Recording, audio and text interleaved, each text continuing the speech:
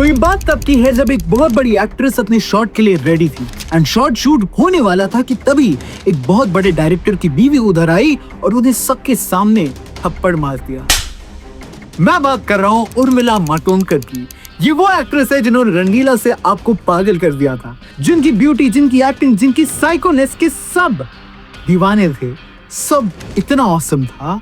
फिर क्या हुआ उर्मिला को कि ऐसा उन्हें डाउनफॉल देखना पड़ा, और कौन था वो डायरेक्टर जिसकी बीवी ने उन्हें थप्पड़ मारा, ये सब जानेंगे हम आज की इस वीडियो में। वीडियो शुरू होने से पहले आपको उर्मिला जी की कौन सी मूवी सबसे ज्यादा पसंद है कमेंट पे जरूर बताना, कोई ना कोई तो जरूर रिप्लाई कर ही देगा।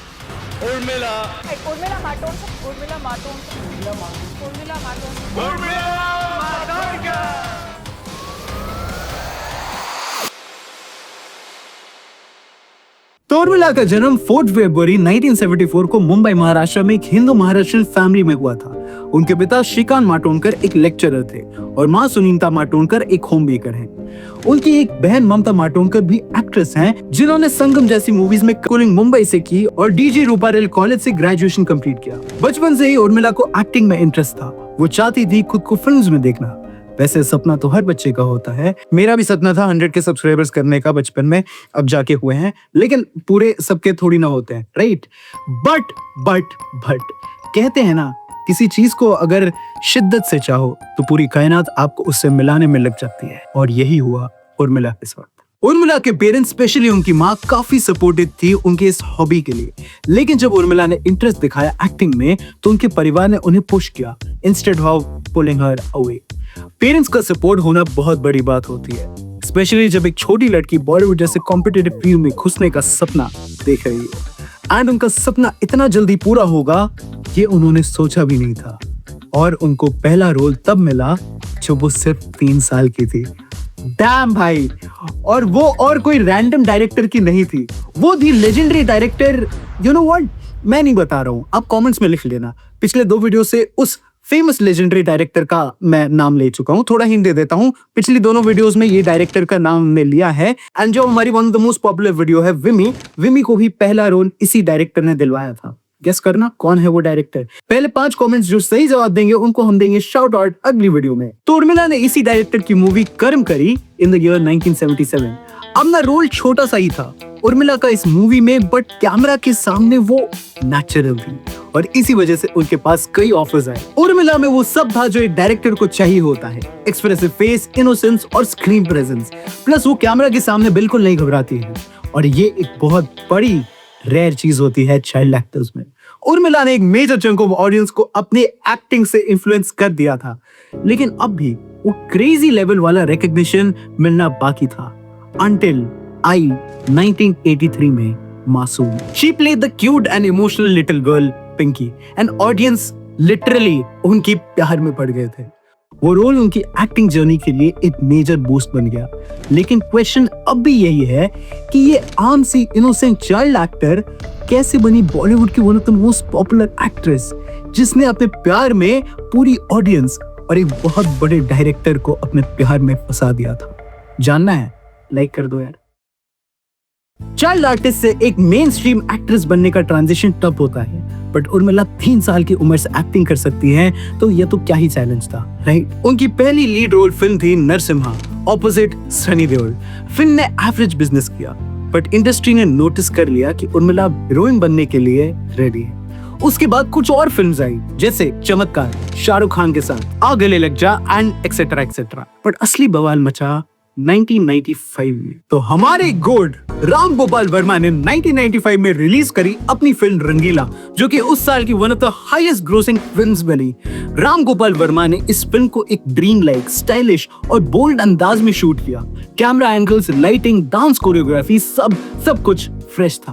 पहली बार एक डायरेक्टर ने हीरोइन को हीरो के बराबर या इवन ज्यादा स्क्रीन स्पेस दिया है। और इवन ये वो पहली हिंदी फिल्म थी जिसमें AR रहमान जी ने अपना ओरिजिनल स्कोर दिया था।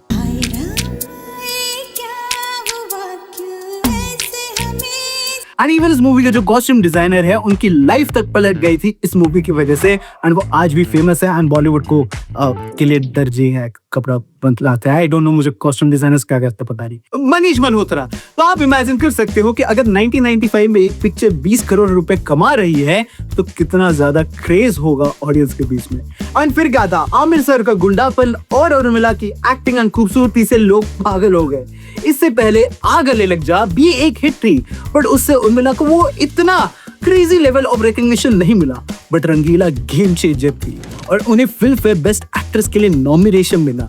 अवार्ड मिलना बड़ी बात नहीं होती, नॉमिनेशन अगर मिलता है तो तब भी बड़ी बात होती है। एंड फिर क्या था, इसके बाद इन्होंने जुदाई, सत्या, खूबसूरत और जंगल जैसी मूवीज में काम किया जो कि सब ऑलमोस्ट हिट थी।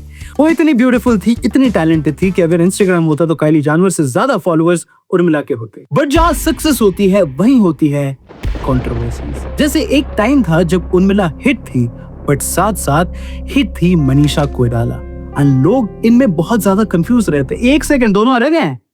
दोनों की काफी कैट फाइट्स के रूमर्स आते थे, बट ये वो रीजन नहीं था उर्मिला के डाउनफॉल का। तो आपने इन सब मूवीज में एक पैटर्न नोटिस किया होगा, and that was Ram Gopal Verma ने इन पिक्चरों को बनाया है। राम गोपाल वर्मा ने उर्मिला की करियर का सबसे बड़ा बूस्टर डोज दिया था विद रंगीला।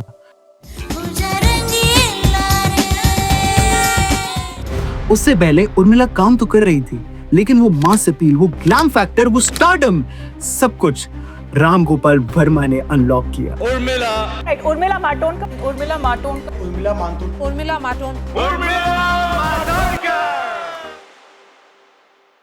रंगीला के बाद उर्मिला का इमेज टोटली फ्लिप हो गया, from cute girl next door to full on glamorous star. वो येलो ड्रेस, वो बीच डांस, वो आमिर खान के साथ केमिस्ट्री, प्योर 90s की वाइब भी बदल के रख दी। एंड क्रेडिट गया राम गोपाल वर्मा के विजन को। एंड यहीं पे रूमर्स आने लग गए। रूमर्स ये थे कि RGV was obsessed with Urmila, professionally of course, and शायद रोमांटिकली भी, जो कि कुछ गलत नहीं है। जस्ट दैट आरजीवी उस टाइम पे शादीशुदा थे। हालांकि इस बात का कोई ऑफिशियल कंफर्मेशन दोनों पार्टी से कभी नहीं आया। आरजीवी ने खुद अपनी बुक गन्स एंड थाइज में बोला था कि Urmila was not just an actress for me, she was an obsession. कहने का मतलब उर्मिला सिर्फ मेरे लिए एक एक्ट्रेस नहीं थी, वो मेरे लिए पागलपन, एक जुनून था। Every frame over had to look like a painting. उसका हर एक वीडियो का स्क्रीनशॉट एक पेंटिंग जैसा दिखना चाहिए मेरे लिए। ऑब्सेशन उस पॉइंट तक अच्छा है जब तक वो सिर्फ आपको इफेक्ट करे, बट जिस वक्त की ये बात है उस वक्त राम गोपाल वर्मा ऑलरेडी मैरिड थे, बट स्टिल इनकी केमिस्ट्री फीकी नहीं पड़ी थी। और राम गोपाल वर्मा ने उर्मिला को हर उस पॉसिबल मूवी में कास्ट किया जो वो बना रहे थे, इंक्लूडिंग कौन, जो कि 1999 में आई थी, psychological thriller with just 2-3 actors. Urmila ने ऐसी एक्टिंग की कि लोग कंफ्यूज हो गए कि इनोसेंट है या सच में कोई साइको। जंगल 2000 में वाइल्ड रॉ फिल्म जहाँ उर्मिला ने इंटेंस सीन्स किए थे विद फरदीन खान एंड सुनील शेट्टी। भूत जो 2003 में आई थी, उधर हॉरर क्वीन बन गई थी उर्मिला। हर परफॉर्मेंस वाज सो गुड कि लोग जेन्युइनली डर गए थे।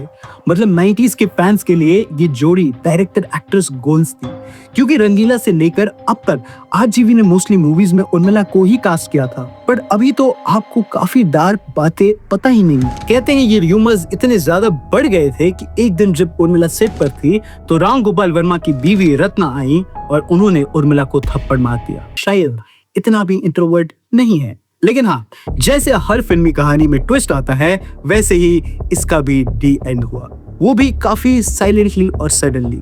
आरजीवी ने खुद माना कि वो ओवरली फोकस्ड हो गए थे उर्मिला पे और वो हर कहानी को इमेजिन ही करते थे जिसमें उर्मिला लीड हीरोइन थी। लेकिन यही प्रॉब्लम थी, उर्मिला एज एन एक्टर बहुत अच्छी थी, लेकिन आप एक ही एक्टर से इतने डाइवर्स और अलग अलग परफॉर्मेंस डिलीवर नहीं करवा सकते हो। एज एन एक्टर उर्मिला की कुछ लिमिटेशंस होंगी और बाकी एक्टर्स के लिए ये अनफेयर भी होगा, क्योंकि वो शायद अपनी एक्टिंग स्किल से उर्मिला से बेटर परफॉर्मेंस डिलीवर कर सकते थे उस रोल में। जैसे उस टाइम पे काफी न्यू एक्ट्रेसेस एंड पेस थी, जैसे Rani Mukherjee, Kareena Kapoor, you name it. सब लोग धीरे धीरे लाइमलाइट में आ रहे थे। सब लोग इनडायरेक्टली आरजीवी को बोल रहे थे कि भाई प्लीज अब मूव ऑन कर ले। एंड एक दिन वो हुआ जिससे ये डुओ हमेशा के लिए टूट गया और उर्मिला का करियर डूब गया। एक टाइम के बाद आरजीवी ने नए प्रोजेक्ट्स में उन्हें लेना ही बंद कर दिया। मीडिया ने स्पेकुलेट किया कि उनका फॉल आउट हुआ है, बट एक्चुअल रीजन क्लियर नहीं था। दोनों ने कभी एक दूसरे के अगेंस्ट कोई स्टेटमेंट नहीं दिया, लेकिन साथ में कभी काम नहीं किया। राम गोपाल वर्मा का करियर भी उसके बाद इनकंसिस्टेंट चला गया और उर्मिला ने भी थोड़ा डिस्टेंस बना लिया। तो राम गोपाल वर्मा के जाने के बाद उर्मिला को पता चला उनका असली इंपॉर्टेंस। तो उर्मिला पे काम काफी था, लाइक हर तरफ से मूवीज वगैरह सब, पर स्मॉल डायरेक्टर्स की तरफ से, क्योंकि जब बड़े डायरेक्टर्स उर्मिला को काम देने आते थे तब वो कहती थी कि उन्हें सिर्फ राम गोपाल वर्मा के साथ ही काम करना है, एंड इससे कई लोग नाराज हो गए। उर्मिला को लगा था कि ये करना सही है, पर हर अच्छी चीज का अंत हो ही जाता है, और ऐसे उर्मिला को अब इतनी ज्यादा इंडस्ट्री में इंपॉर्टेंस नहीं दिया गया। I mean one of the good directors से सीधा छोटी मोटी मूवी। उन्होंने एक हसीना थी, पिंजर, मैंने गांधी को नहीं मारा जैसी ऑसम मूवीज की थी, बट उन मूवीज का क्रेज ज्यादा नहीं था। एंड इवन वो हमारे कर्ज में भी थी। Remember tandoori nights? Himesh Reshammiya sir पे हमने ये वीडियो बना रखी है, तो जाके जरूर चेक करना। 2007 में उन्होंने Sony TV dance reality show झलक दिखला जा सीजन 2 भी जज किया, और वो सिंगिंग शो वार परिवार में भी नजर आई थी।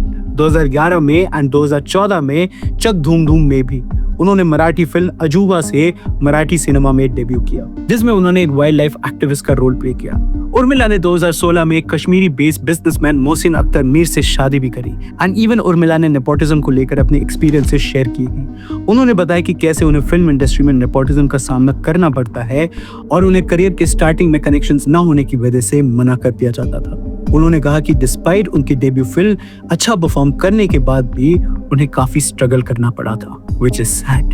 एंड अगर आपको एक आंसर चाहिए कि what happened with Urmila Matondkar, तो वो शायद यही है कि राम गोपाल वर्मा के ओवर लव ने उन्हें इंडस्ट्री से एकदम गायब होने पर मजबूर कर दिया था। एक एक्ट्रेस जो सिर्फ हीरोइन नहीं, एक जमाने का इमोशन बन गई थी, उर्मिला मातोंडकर। रंगीला से लेकर बुद्ध तक हर फिल्म में उन्होंने प्रूव किया कि वो सिर्फ प्रिटी फेस में नहीं, पावर हाउस परफॉर्मर भी हैं। उनका ग्लैमर, उनका इनोसेंस, उनका मैडनेस, सब कुछ एक ही फ्रेम में फिट होता था। राम गोपाल वर्मा के साथ उनका क्रिएटिव केमिस्ट्री अलग ही लेवल का था। लोग कहते हैं ऑब्सेशन था, कुछ कहते हैं इंस्पिरेशन था, पर जो भी है मैजिक था, और ऐसा मैजिक आज भी लोग याद करते हैं। लेकिन जैसे हर कहानी का एक एंड होता है, वैसे ही एक जोड़ी का भी साइलेंट गुड बाय जरूर होता है। नो ड्रामा, नो स्टेटमेंट्स, बस एक वक्त के बाद उस स्क्रीन से चली गई, और हम सिर्फ उन फिल्मों को देखकर सोचते हैं व्हाट हैपेंड टू उर्मिला। तो उसका जवाब आप इस वीडियो से आप पता लगा सकते हो। 2020 में उर्मिला ने पॉलिटिक्स में एंट्री ली शिवसेना की मदद से, और 2024 में उन्होंने अपने हस्बैंड मोहसिन अख्तर मीर से डाइवोर्स ले लिया, और उर्मिला जी आज भी यहाँ हैं, और शायद ये वीडियो भी देख रही होंगी। उर्मिला जी, अगर आप भी वीडियो देख रही हो तो आई लव यू, ऐसा है नहीं कह रहा है। एंड गाइस, अगर आप भी आज ये वीडियो देख के ऐसा फील करते हो तो नीचे कमेंट में I love you Urmila ji जरूर लिखना। तो ये था हमारा वीडियो अबाउट उर्मिला, एंड अगर आपसे कोई पूछे कि उर्मिला कहाँ है तो कह देना, लेजेंड्स कभी रिटायर नहीं होते, वो यही है। And special thank you to the entire team of Cinemastic, Annie, Siraj and me. मेरा नाम इरफान है, सिनेमैस्टिक नहीं, and DOP Dev, Somesh, and मैं मिलूंगा आपसे अगले सिनेमा टॉपिक रिलेटेड वीडियो में, क्योंकि जहाँ सिनेमा है वहाँ सिनेमैस्टिक है। लगदी तू रहिंदी अंबरां ते दिल तकदा जे तैनू करी जांदा ओए होए।